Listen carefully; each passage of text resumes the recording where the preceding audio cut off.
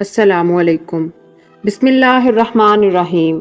حدیث نبوی صلی اللہ علیہ وآلہ وسلم۔ آپ صلی اللہ علیہ وآلہ وسلم نے وحی کے رک جانے کے زمانے کے حالات بیان فرماتے ہوئے کہا کہ ایک روز میں چلا جا رہا تھا کہ اچانک میں نے آسمان کی طرف ایک آواز سنی اور میں نے اپنا سر آسمان کی طرف اٹھایا۔ کیا دیکھتا ہوں کہ وہی فرشتہ جو میرے پاس غار حرا میں آیا تھا وہ آسمان و زمین کے بیچ میں ایک کرسی پر بیٹھا ہوا ہے۔ میں اس سے ڈر گیا اور گھر آنے پر میں نے پھر کمبل اوڑھنے کی خواہش ظاہر کی۔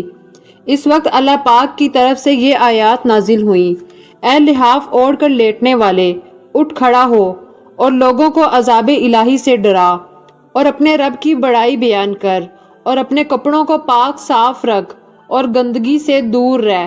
اس کے بعد وہی تیزی کے ساتھ پہ در پہ آنے لگی۔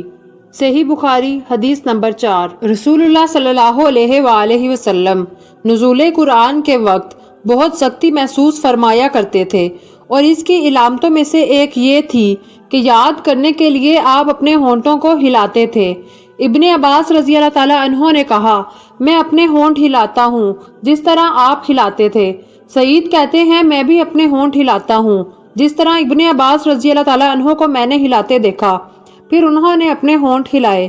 ابن عباس رضی اللہ تعالیٰ عنہ نے کہا، پھر یہ آیت اتری کہ اے محمد صلی اللہ علیہ وآلہ وسلم، قرآن پاک کو جلد جلد یاد کرنے کے لیے اپنی زبان نہ ہلاؤ، اس کا جمع کر دینا اور پڑھا دینا ہمارا ذمہ ہے۔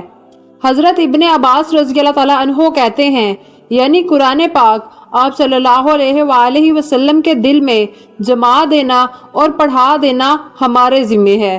پھر جب ہم پڑھ چکے تو اسے پڑھے ہوئے کی اتباع کرو۔ ابن عباس رضی اللہ تعالیٰ عنہ فرماتے ہیں، اس کا مطلب یہ ہے کہ آپ اس کو خاموشی کے ساتھ سنتے رہو، اس کے بعد مطلب سمجھا دینا ہمارے ذمہ ہے۔